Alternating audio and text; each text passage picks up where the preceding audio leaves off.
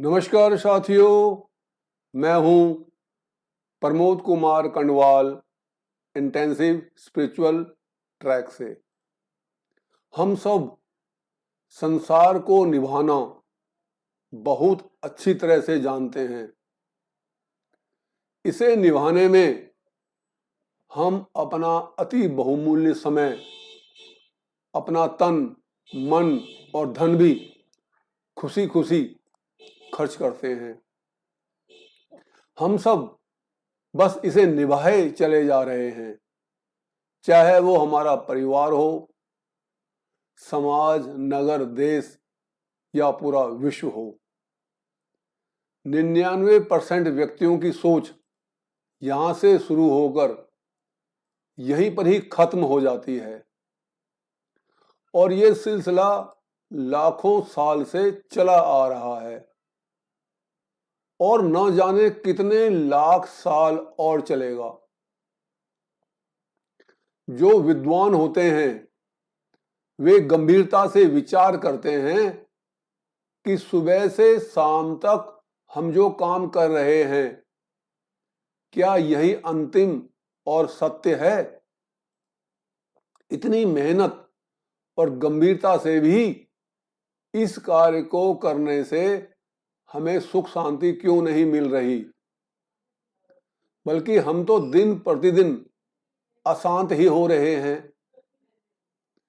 मेहनत पूरी कर रहे हैं लेकिन परिणाम हाथ में शून्य है।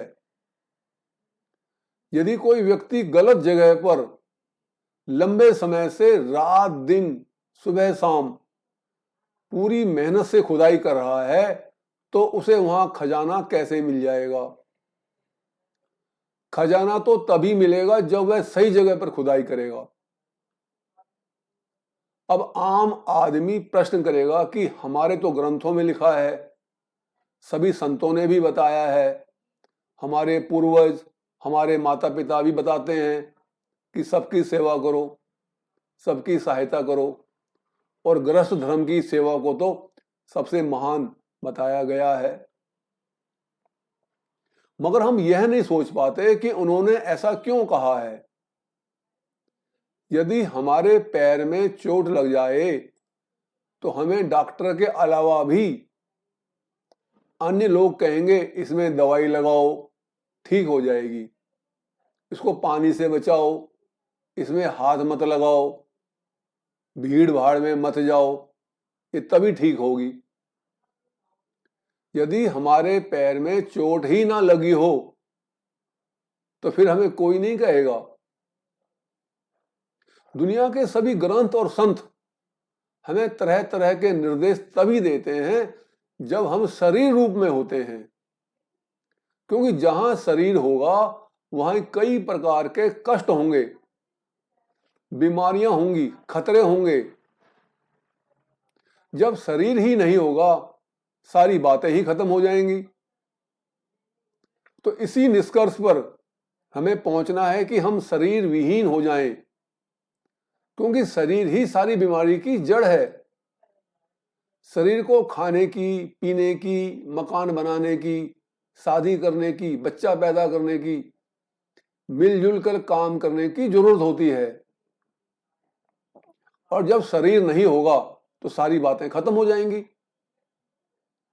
यह सब सिर्फ हमारे शरीर की उपस्थिति के होने के कारण हमें कहा जाता है। आध्यात्मिक व्यक्ति समस्या से ज्यादा इस बात पर विचार करते हैं कि यह समस्या उत्पन्न कहां से हुई है और पता लगाकर वे उसकी जड़ को ही समाप्त कर देते हैं। जब हम ऐसे विचार करते हुए ऐसी स्थिति में पहुंच जाते हैं तभी हमारी आध्यात्मिक साधना प्रारंभ होती है।